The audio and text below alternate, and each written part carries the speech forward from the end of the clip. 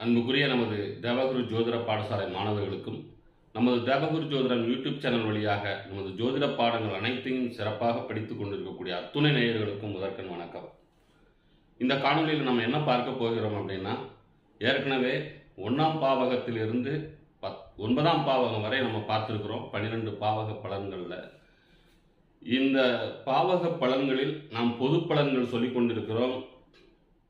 அதை மனதில் வைத்துக்கொண்டு ஒரு மொத்த ஜாதகத்தையும் பார்க்கும்போது இதை அப்ளை பண்ணி பார்க்கணும். இன்று நாம் பார்க்க இருக்கக்கூடியது 10ஆம் பாவகம். இந்த 10ஆம் பாவகம் என்பது கர்மஸ்தானம், ராஜ்யஸ்தானம், தொழில் ஸ்தானம் அப்படின்னு சொல்லுவோம் இல்லையா? அதான் கர்மம்னா தொழில் அர்த்தம், தொழில் ஸ்தானம். இந்த 10ஆம் பாவகம் அதிபதியானவர் சுபக்கிரக சேர்க்கை பெற்றோ, சுபக்கிரகத்தினுடைய பார்வை பெற்றோ, சுபக்கிரகத்தினுடைய நட்சத்திர சாரத்தில் இருந்து விட்டாலோ இவர்களுடைய தொழில் மிகவும் சிறப்பாக அமைந்துவிடும். மாறாக இந்த 10ஆம் பாவக அதிபதி அசுபக்கிரகத்தினுடைய சேர்க்கை பெற்றோ, அசுபக்கிரகத்தினுடைய பார்வை பெற்றோ, அசுபக்கிரகத்தினுடைய சாரத்தில் இருந்து விட்டாலோ, லக்ன அசுபக்கிரகத்தினுடைய சாரத்தில் இருந்து விட்டாலோ அந்த வேலை வாய்ப்பு என்பது சரியாக அமையாது. சரி, இன்னொரு விஷயம், இந்த 10ஆம் பாவக அதிபதி ஆட்சியோ உச்சமோ பெற்றுவிட்டாலும் மிகவும் சிறப்பான பலனை தந்துவிடும். நட்பு வீட்டில் இருந்தாலும் பரவாயில்லை. மாறாக 10ஆம் பாவக அதிபதி நீச்சம் பெற்றோ, அஸ்தமனம் பெற்றோ, 3, 6, 8, 12 இருந்தோ கெட்டுப்போகி இருந்தால் இவருடைய வேலை வாய்ப்பு என்பது, தொழில் வாய்ப்பு என்பது கொஞ்சம் பல தடங்கல்கள் ஏற்பட்டுவிடும். இதையெல்லாம் ஜாதகத்தினை ஆய்வு செய்து, இந்த 10ஆம் பாவகம் என்பதுதான் ஒரு மனிதனுக்கு முக்கியமான பாவகம். ஆணாக இருந்தால், பெண்ணாக இருக்கிற பட்சத்தில் கூட சரி பரவாயில்ல என்றால், ஆனால் ஆண் என்பது உத்தியோகம் புருஷ லட்சணம் அப்படின்னு சொல்லுவோம். ஒரு ஆணாக இருந்து வருமானம் ஈட்ட முடியவில்லை என்றால் அவருக்கு பேர் கிடைக்காது. தண்டம் அப்படின்னு சொல்லுவாங்க இல்லையா? தண்டச்சோறுன்றாங்க. ஆகையினால 10ஆம் பாவகம் நன்றாக இருக்க வேண்டும். அவ்வாறு இப்போ நான் சொன்ன மாதிரி நன்றாக இல்லாத பட்சத்தில் உங்களுடைய ஜாதகத்தை ஆய்வுக்கு எடுத்துக்கொண்டு அதை என்ன செய்யலாம், வேறு ஏதாவது வழி இருக்கிறதா, அதை பலப்படுத்துவதற்கு வழி இருக்கிறதா, அல்லது அதனை பரிகாரத்தின் மூலமாக சரி பண்ணுவதற்கு வழி இருக்கிறதா என்று நீங்கள் பார்த்து உங்களுடைய வாழ்க்கையை மேம்படுத்திக் கொள்ளலாம். நம்முடைய ஜாதகத்தை அனுப்பலாம். அது கட்டணம் உண்டு. கண்டிப்பாக பார்த்து உங்கள் ஜாதகம் எந்த அளவுக்கு இருக்கிறது என்பதை நாம் முடிவு செய்யலாம். இந்த 10ஆம் பாவக அதிபதி லக்கணத்தில் அமர்ந்தால் சுபப்பலத்தோடு, லக்கணத்தில் அமர்ந்து விட்டால் மிகவும் சிறப்பான யோகத்தை பெற்றவர், உத்தியோக அந்தஸ்தை பெற்றவர். இந்த சுபப்பலம் என்பது மறுபடியும் ஒருக்கா சொல்லிடுறேன். சுபப்பலமாக இருந்தால் அப்படின்னா ஆட்சி உச்ச நட்பு,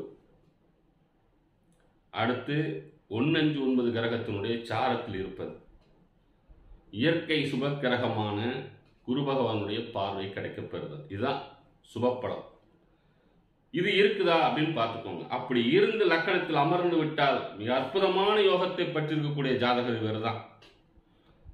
தொட்டதெல்லாம் பொன்னாகும்.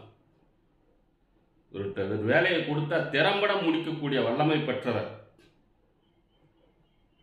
இந்த 10ஆம் அதிபதி லக்கணத்திற்கு 2ஆம் இடத்தில் அமர்ந்து விட்டால் மிகப்பெரிய செல்வந்தர் நிலையை பெறக்கூடியவர்.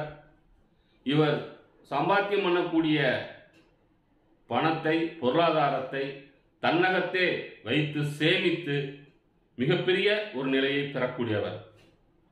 அத்தோடு சுபக்கிரகத்தினுடைய பார்வை இந்த 2ஆம் இடத்துக்கும் 2ஆம் இடத்தில் இருக்கக்கூடிய 10ஆம் இடத்து அதிபதிக்கும் கிடைத்துவிட்டால் தான தர்மங்கள் செய்வதிலும் ஈடுபாடு கொண்டவர். அதே போல் தன்னுடைய வாக்கு வலிமை மூலமாக, வாக்கு வன்மை மூலமாக பொருள் ஈட்டக்கூடிய நிலையும் இவருக்கு ஏற்படும். ஏன்னா 10 தொழில் ஸ்தானம், 2 வாக்குஸ்தானம். பேச்சு மூலமாக இவர் பொருளாதாரம் ஈட்டக்கூடிய நிலையும் இவருக்கு ஏற்படும். மிகவும் நன்மை. சுபப்பலத்தோடு இருந்து விட்டால். அசுபப்பலத்தோடு இருந்தால் அதனுடைய பலம் என்பது குறையும். அது சதவீத அடிப்படையில் பார்க்க வேண்டும். 10ஆம் இடத்து அதிபதி லக்கணத்திற்கு 3ஆம் இடத்தில் அமைகிற பட்சத்தில் சகோதர தோஷம் உண்டு. சகோதர தோஷம் என்பது உண்டு. 3இல் 10ஆம் இடத்து அதிபதி இருப்பது நன்மை இல்லை. அதுவும் சுபக்கிரகத்தினுடைய பார்வை கிடைக்கப் பெற்றால் ஓரளவு தாம் வேலை பார்க்கக்கூடிய இடத்தில் வெற்றியை பெறுவார். அசுபக்கிரகத்தினுடைய சாரத்திலோ அசுபக்கிரகத்தினுடைய பார்வையோ கிடைக்கப் பெற்று விட்டால் சகோதர தோஷம் உண்டு. பொருளாதாரம் என்பதில் பிரச்சனைகள் ஏற்படும். பல இன்னல்களை அனுபவிக்க வேண்டிய நிலை ஏற்படும். 10ஆம் இடத்து அதிபதி 4ஆம் இடத்தில் அமர்ந்தால் மிகவும் அற்புதமான யோகத்தை செய்யும். அது சுபப்பலத்தோடு இருந்துவிட்டால் புதையல் யோகம் இவருக்கு தான். இந்த புதையல் யோகம் அப்படின்னு சொல்லுவோம், லாட்டரி யோகம், புதையல் யோகம், ஷேர் மார்க்கெட்டில் பணம் கட்டி அதன் மூலமாக அதிக லாபம் பெறுதல், இது எல்லாமே 10ஆம் அதிபதி 4ஆம் இடத்தில் இருந்து விட்டார். அம்மாவினுடைய சொத்துக்கள், தாய்மாமனுடைய சொத்துக்கள், அம்மா வழி சொந்த பந்தங்கள் மூலமாக ஆதரவை பெறக்கூடிய நிலையும் அவர்கள் மூலமாக வேலை வாய்ப்பை பெறக்கூடிய நிலையும் இந்த ஜாதகருக்கு ஏற்படும். அசுபப்பலத்தோடு இருக்கக்கூடாது. 10ஆம் இடத்து அதிபதி 5ஆம் பாவகத்தில் இருந்தால் புத்திரர்கள் மேன்மையடைவார். புத்திரர்கள் மூலமாக பணம் ஈட்டி கொடுப்பதை இந்த ஜாதகர் சேமித்து வைத்து தானும் நன்றாக இருந்து தன்னுடைய பிள்ளைகளுக்கும் நல்லதொரு வாய்ப்பை ஏற்படுத்தி கொடுத்து விடுவார். ரொம்பவும் சிறப்பு. அதுவும் ஒரு திரிகோணத்தில் அமர்ந்திருக்கிறது இல்லையா? 10 குடையவர் 5 என்கிற பஞ்சம கோணத்தில் அமர்ந்திருப்பது மிகவும் சிறப்பு. ஆக அதே கிரகம் 159 என்கிற கிரகத்தினுடைய சாரத்தில் இருந்து விட்டாலோ இயற்கை சுபக்கிரகமான குருவினுடைய பார்வை கிடைக்கப்பெற்ற 5ஆம் இடத்தில் அமர்ந்து விட்டால் அதை அற்புதமான யோகத்தை பெறக்கூடியவர்.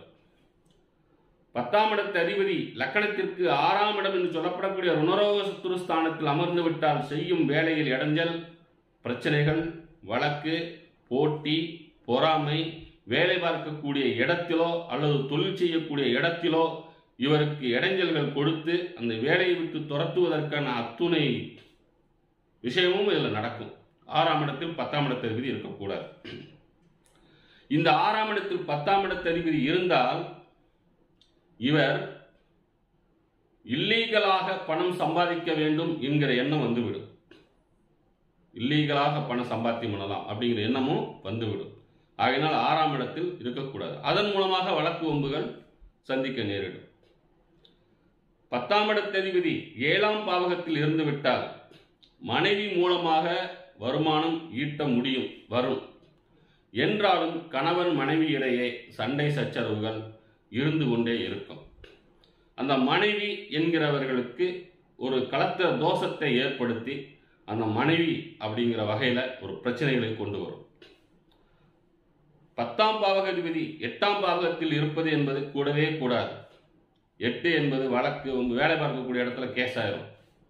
அந்த வழக்கு வம்பை நம்ம பேஸ் பண்ணுவதற்கு நம்ம காலமும் நேரமும் விரயமாகிவிடும்.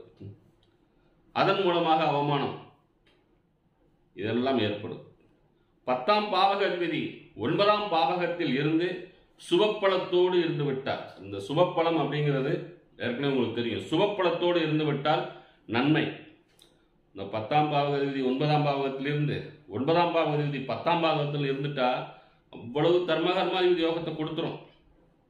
அல்லது இந்த 10ஆம் பாவகாதிபதி 9 கூட இருக்கிறார் 9ஆம் இடத்துல. 9ஆம் இடத்து அதிபதியும் அதே 9ல் சேர்ந்து இருந்து விட்டாலும் தர்மகர்மாதிபதி யோகத்தை ஏற்படுத்தி விடும். இதெல்லாம் மிகப்பெரிய செல்வந்தர் நிலையை ஏற்படுத்திவிடும். மாறாக அசுப பலம் பெற்றிருந்தால் பித்திருக்கள் தோஷம் வந்துடும். தந்தைக்கு மார்க்கம் ஏற்படும். தந்தையின் மூலமாக கிடைக்க வேண்டிய சொத்துக்கள் கிடைக்க முடியாத நிலை ஏற்பட்டுவிடும். 10ஆம் பாவக அதிபதி 10ஆம் பாவகத்திலே இருந்து விட்டால் மிகவும் சிறப்பு. தொழிலில் மேம்படுதல், தான் செய்யக்கூடிய வேலையில் சிறப்பாக கவனத்தை செலுத்தக்கூடியவர். லக்னாதிபதியும் சிறப்பு பெற்று 10ஆம் பாவகாதிபதியும் சிறப்பு பெற்று இருந்து விட்டால் எந்த ஒரு விஷயத்திலும் இவர் வெற்றியை நோக்கி பயணப்படக்கூடியவர், தொழிலை மேம்படுத்தக்கூடியவர். 10ஆம் பாவகாதிபதி 11ஆம் பாவகத்தில் இருந்தாலும் மிக மிக லாபம். இவர் எந்த வேலை செய்தாலும் அதன் மூலமாக லாபத்தை ஈட்டக்கூடியவர். ஆனால் மூத்த சகோதர தோஷம் ஏற்பட்டுவிடும். மூத்த சகோதரருக்கும் இவருக்கும் ஒரு மிஸ் அண்டர்ஸ்டாண்டிங் ஏற்பட்டு போகும். ஏன்னா 10ஆம் பாவகாதிபதி 11ல் இருக்கக்கூடாது. அதே 10ஆம் பாவகாதிபதி 12ஆம் பாவகத்தில் இருப்பது என்பதும் கூடாது. ஆனால் ஒரு விஷயம் உண்டு, அயன சயனம், நிம்மதியாக சாப்பாடு கிடைக்கும், நிம்மதியாக தூங்குவார். ஆனால் இவர் வேலை பார்க்கக்கூடிய அந்த வேலை மூலமாக கிடைக்கக்கூடிய பொருளாதாரம் எல்லாம் தேவையில்லாத அனாவசிய செலவினங்களால் விரயத்தை ஏற்படுத்திவிடும். அந்த விரயம் என்பது 12ஆம் பாவகத்தில் 10ஆம் பாவகாதிபதி இருந்தால் அது ஏற்பட்டே தீரும். இப்போ சொன்ன விஷயம்லாம் நல்லா புரிஞ்சுக்கோங்க. இது பொது பலன். ஒரு ஜாதகம் படிக்கிறவங்களுக்காக இதை நம்ம பதிவிட்டு இருக்கிறோம். இந்த கிரகம் இத்தனாம் பாவகாதிபதி இத்தனாம் இடத்தில் இருந்தால் இப்படியான பலன் என்பது சாஸ்திரத்தில் சொல்லப்பட்ட விஷயம். இதை நீங்க தெரிஞ்சுக்கிட்டு 12 பாவகத்துக்குள்ள கிரகமும் நம்ம எடுத்திருக்கோம் இல்லையா, 12 பாவகத்துக்குள்ள கிரகமும் எங்கெங்க இருந்தா அப்படின்னு எடுத்து வச்சிருக்கோம் இல்லையா, அதை புரிஞ்சு அதுக்கப்புறம் நீங்க பலனை சொல்லணும். குரு பார்க்கிறாரா, ஒரு ஜாதக பலன் பார்க்கும்போது என்னென்ன பார்க்கணும்னு சொல்றேன் பாருங்க. அது மட்டும் நீங்க கண்டுபிடிச்சிட்டீங்கன்னா ஈஸியா பலன் சொல்லலாம். ஒரு கிரகம் ஆட்சி உச்சம் பெற்றிருக்கிறதா, ஒரு கிரகம் 159 அமர்ந்திருக்கிறதா, ஒரு கிரகம் 159 கிரகத்தினுடைய சாரத்தில் இருக்கிறதா, ஒரு கிரகம் நீச்சஸ்தமனம் என்கிற நிலையை பெற்றிருக்கிறதா, ஒரு கிரகம் நல்லவனுடைய பார்வை, அதாவது இயற்கை சுபக்கிரகம் என்று சொல்லப்படக்கூடிய குரு, சந்திரன், புதன், சுக்கிரன் இவருடைய பார்வை கிடைக்கப்பட்டிருக்கிறதா, அல்லது அசுப கிரகத்தினுடைய பார்வை கிடைக்கப்பட்டிருக்கிறதா, ஒரு கிரகம் வக்கரம் பெற்றிருக்கிறதா, வர்க்கோத்தமம் பெற்றிருக்கிறதா, நீச்சம் பெற்ற கிரகம் நீச்ச பங்கமாகி இருக்கிறதா, அஸ்தமனம் பெற்றிருக்கிறதா, இத்தனை விஷயங்களையும் பார்க்கக்கூடிய அந்த ஒரு நொடியில் எல்லாம் நீங்க பார்த்து வச்சிடணும். அப்படி பார்த்து வச்சுட்டு இப்ப எந்தெந்த கிரகம் எப்படி எப்படி இருக்குது, நட்பா, ஆட்சியா, உச்சமா, நீச்சமா, அஸ்தமனமா, 3/12 மறைஞ்சிருக்கா, 3/12 அதிபதியினுடைய சாரத்தில் இருக்கிறதா, 159 கிரகத்து சாரத்தில் இருக்கிறதா, 159 இருக்கிறதா, எல்லாம் தெரிஞ்சு வச்சுட்டீங்கன்னா அந்தந்த பாவகத்தை ஆய்வு செய்யும் போது அது சிறப்பாக இருக்குன்னா நல்லா இருக்கு, சிறப்பாக இல்லைன்னா நல்லா இல்லை. ரொம்ப ரொம்ப எளிமையான ஒரு விஷயம். அடுத்து இந்த நாளை 11, 12 பாவகம் முடிச்ச உடனே ஜாதக கணிதம் முடிச்சுட்டு பலன் சொல்லக்கூடியது. இப்போ ஒரு பாவகத்தினுடைய காரகத்துவம் அது எங்கெங்க இருந்தால் நல்லது அப்படின்னு தான் சொல்லப்பட்டிருக்குது. ஒரு முழு ஜாதகத்தையும் உதாரண ஜாதகத்தோடு உங்களுக்கு விளக்குவதற்கு தயாராக இருக்கிறேன். சப்ஸ்கிரைப் பண்ணிக்கோங்க, ஷேர் பண்ணிக்கோங்க, பெல் ஐக்கான் அழுத்திக் கொள்ளுங்க, உங்கள் நண்பர்கள்ட்ட சொல்லுங்கள், சேர்ந்து உட்கார்ந்து பாடத்தை பாருங்கள். அந்தந்த ஊரில் படிக்க விரும்புபவர்கள் ஒரு குறிப்பாக ஒரு 20 பேர் வகுப்பு கிளாஸ் வேணும் அப்படின்னு கேட்டிங்கன்னா சொல்லுங்கள். நேரடியாக நடத்துவதற்கு தயாராக இருக்கிறேன். இந்த கொரோனா காலகட்டம் எல்லாமே முடிஞ்சிடும். ஆவலோடு நம்மளை எல்லாருமே எதிர்பார்த்துட்ருக்குறோம். அது முடிஞ்சுன்னா அந்த ஜோதிடத்தை தமிழ்நாடு முழுக்க நம்ம கொண்டு போவதற்கு தயாராக இருக்கிறோம். சரி, அதுக்கு முன்னாடி இப்போ என்ன சார் பண்ணுறது, இப்போ படிக்கணும்னு நினைக்கிறோம், ஆன்லைன் வகுப்பு இருக்குது. எவ்வளவு பொருள் கொடுத்தாலும், கோடி ரூபாய் கொட்டி கொடுத்தாலும் ஜோதிட கலை என்பது மிக அற்புதமான கலை. அதற்காக நீங்கள் படிக்கலாம். ஒருவர் 60,000 ரூபாய்க்கு ஜோதிட புக்கு மட்டும் வாங்கி செல்ஃபில் வச்சிருக்கிறார். 60,000 ரூபாய். இவ்வளவு புக்கு வச்சிருக்கீங்களே, உங்களுக்கு ஜோதிடத்தில் எந்த அளவுக்கு உங்களுக்கு தெரியும் அப்படின்னா அடிப்படை தான் சார் தெரியும், பலன் சொல்ல தெரியாதுங்கிறார். நம்ம வகுப்பு அப்படி இல்லை, 4 மாத வகுப்பு. நீங்கள் கலந்துக்கிட்டீங்கன்னா உங்களை பலன் சொல்ல வைக்கக்கூடிய நிலைக்கு நான் கொண்டு வந்துடுவேன். அதுக்கு நீங்கள் எனக்கு ஒத்துழைக்கணும். 4 மாதம் வகுப்பில் சார் பலன் சொல்ல வச்சுருவாரு அப்படின்னு சொல்லிட்டு நம்ம சொல்லிக் கொடுக்குற பாடங்கள் அந்த வாரத்தில் 2 நாள் சொல்லிக் கொடுப்போம். அப்போ மட்டும் அட்டன் பண்ணிட்டு மற்ற நாள் சும்மா இருந்தீங்கன்னா முடியாது. நீங்களும் சேர்ந்து ஒத்துழைப்பு கொடுத்து சொல்லிக் கொடுத்த பாடத்தை உடனுக்குடன் படித்து வருகிற பட்சத்தில் மிகப்பெரிய ஒரு ஜோதிடராக ஆகலாம். அதற்கு கட்டணம் உண்டு, தொடர்பு கொள்ளுங்க. ஆகஸ்ட் 1ஆம் தேதி அடுத்து வரக்கூடிய வியாழக்கிழமையோ அல்லது ஞாயிற்றுக்கிழமையோ வகுப்பு தொடங்க இருக்கிறோம். அடுத்த பேஜ் வகுப்பில் சேர்ந்து பயனடையுங்கள். நன்றி, வணக்கம். இது தேவகுரு ஜோதிடம்.